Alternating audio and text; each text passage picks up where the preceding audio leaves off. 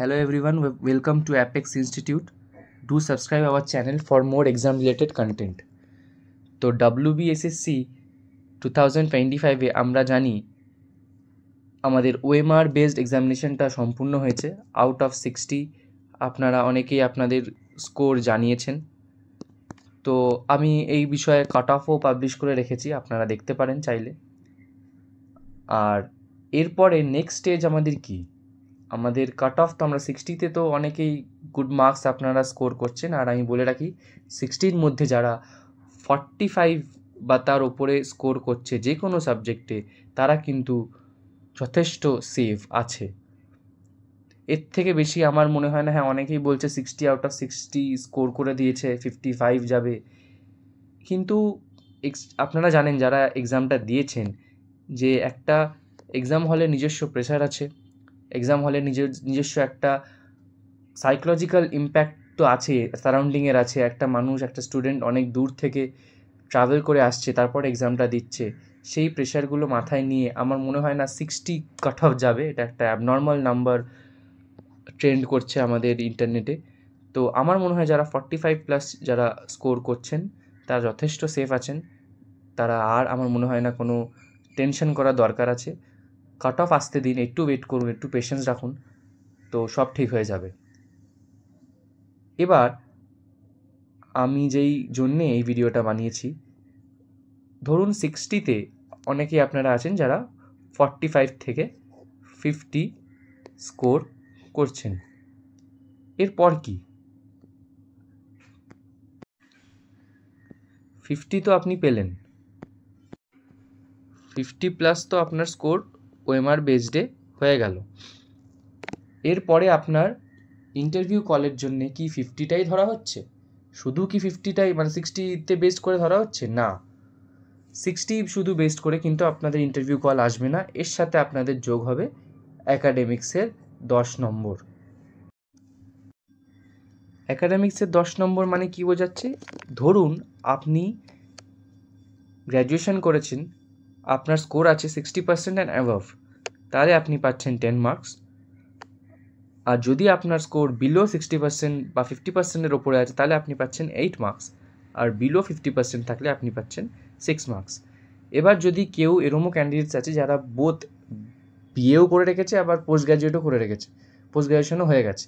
তো যারা post graduation করে রেখেছেন আর যদি আপনাদের পোস্ট গ্র্যাজুয়েশনের মার্কস বেশি থাকে, তাহলে আপনাদের পিজির মার্কসটাই কিন্তু কাউন্ট করা হবে। সেখানে যদি আপনাদের 60% পাচ্ছেন, ধরুন কেউ গ্র্যাজুয়েশনে পেয়েছে 50% আর পোস্ট গ্র্যাজুয়েশনে পেয়েছেন 65%, তাহলে কিন্তু আপনাদের অ্যাকাডেমিক স্কোর হয়ে যাবে 10 আউট অফ 10, কমপ্লিট 10 আপনারা কিন্তু পাচ্ছেন সেই ক্ষেত্রে।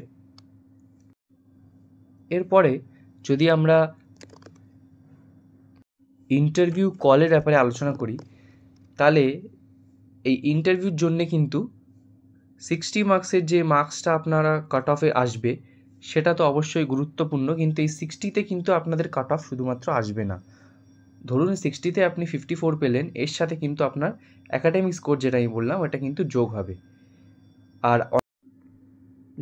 যারা আপনারা বলছেন যে এই যে প্রায়ার যে এক্সপিরিয়েন্স আছে 10 মার্কস, এটাও কি ইন্টারভিউর আগেই যোগ হয়ে যাবে? না, ইন্টারভিউর জন্য কিন্তু আপনাদের এই ওএমআর বেসডের মার্কস, ধরুন এখানে 54 যদি আমি ধরি, প্লাস আপনি যদি পেয়ে থাকেন অ্যারাউন্ড 10 ফ্রম ইয়োর অ্যাকাডেমিক্স, তো এই যে 54 প্লাস 10, এই 64টাই কিন্তু আপনাদের ইন্টারভিউ কলের জন্যে ধরা হবে। আর এই যে প্রায়ার এক্সপিরিয়েন্সের যে প্লাস 10 আছে, এটা কিন্তু ফাইনাল লিস্ট যখন বেরোবে তখন সেটা কাউন্ট করা হবে।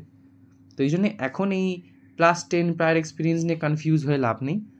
যেটা দরকার হচ্ছে আপনাদের মেন স্কোর প্লাস আপনাদের অ্যাকাডেমিক স্কোর। এটাই আপনারা কমেন্ট করে জানাতে পারেন। যদি আপনাদের ওএমআর বেস স্কোর আর অ্যাকাডেমিক স্কোর মিলিয়ে অ্যারাউন্ড 58 প্লাস আপনাদের যদি হচ্ছে 70-তে, আপনারা কিন্তু যথেষ্ট সেফ জোনে আছেন।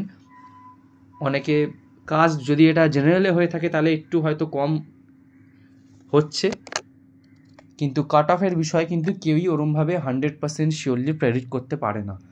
এক্সাম সবাই বলছে একরকম হয়েছে, কিন্তু আসলে কিন্তু এক্সাম হলেরও নিজস্ব প্রেশার আছে। সেই সব কাটিয়ে আমার মনে হয় না 60 আউট অফ 60 বা এরকম কিছু হবে। তো আপনারা ধরে রাখতে পারেন ইন্টারভিউ কলের জন্য আপনাদের marks around 58 to 60 out of 70 যদি হয়ে থাকে, আপনারা কিন্তু যথেষ্ট সেফ। এবার ক্যাটাগরি ওয়াইজ অবভিয়াসলি সেগুলো রিডিউস হতে থাকবে। আপনার যদি জেনারেল হয় 60 হচ্ছে, তাহলে কিন্তু এটা যথেষ্ট গুড স্কোর। আপনাকে যদি কেউ বলে থাকে যে 70 আউট অফ 60 পেয়ে আপনার তো এটা সাফিসিয়েন্ট স্কোর নয়, তারা কিন্তু মিথ্যে কথা বলছে বা আপনাদেরকে ফলস ইনফরমেশন দেওয়ার একটা চেষ্টা করছে। আপনি যদি জেনারেল হয়ে থাকেন আর আপনার স্কোর অ্যাকাডেমিক্স মিলিয়ে 70 to 60 হয়ে থাকে, আপনি নিশ্চয়ই ইন্টারভিউ কল পাচ্ছেন। আর যতটা এবার আপনি ক্যাটাগরি ওয়াইজ এটাকে -2 মার্কস করে করে আপনি ক্যাটাগরি ওয়াইজ এটাকে অ্যাজিউম করতে পারেন। যদি আপনি ক্যালকুলেট না করতে পারেন, কমেন্ট করতে পারেন, আমি নিশ্চয়ই আপনাদের রিপ্লাই দেব। আমার মনে হয় র্যাদার বিভিন্ন ভিডিওস দেখে কনফিউজ না হয়ে ইউটিউবে, কারণ দেখুন আমি বলছি না কেউ ভুল বলছেন, কারণ সবারই মতামতের একটা দাম আছে, সবাই ইন্ডিপেন্ডেন্ট একটা ভিউ রাখছেন, অ্যান্ড সেটা আপনাদেরও অ্যাপ্রিসিয়েট করা উচিত। আমি দেখি কেউ এত ফ্রাস্ট্রেটেড হয়ে এমন কমেন্টস করেন। দেখুন, আমরা আমাদের অপিনিয়ন দিচ্ছি, এখানে আমরাও ভুল হতে পারি, আমরা তো হিউম্যান বিং। আপনারা যদি এক্সামে একটা ইজি কোয়েশ্চেন পেপারে 60 আউট অফ 60 না পেয়ে 50 পেতে পারেন, তাহলে আমরাও তো ভুল হতে পারি। Everyone has the liberty to make errors, কিন্তু তা বলে আপনি কাউকে ক্রিটিক্যালি জাজ করতে পারেন না। সবাই এখানে আমরা রয়েছি টু হেল্প ইউ অল, ঠিক আছে? তো সেই অনুযায়ী আপনি আপনার মতামত জানান, কিন্তু একটা ওয়ে অফ টকিং হয়, আপনি যা ইচ্ছা বলতে পারেন না।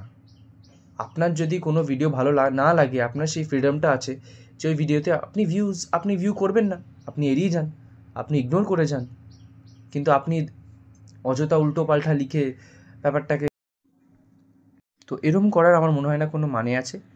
আপনাদের আমি বলছি, আপনাদের যদি 60+ স্কোর হয়ে থাকে জেনারেল ক্যাটাগরিতে, আপনারা কিন্তু সেফ আছেন। এবার ক্যাটাগরি ওয়াইজ এটাকে 2 মার্কস বা 1 মার্ক করে আপনারা রিডিউস করে অ্যাজিউম করতে পারেন। যদি আপনাদের অসুবিধা হচ্ছে, আপনারা কমেন্ট করতে পারেন, আমি নিশ্চয়ই রিপ্লাই দেবো। Thank you and do subscribe for more exam related content.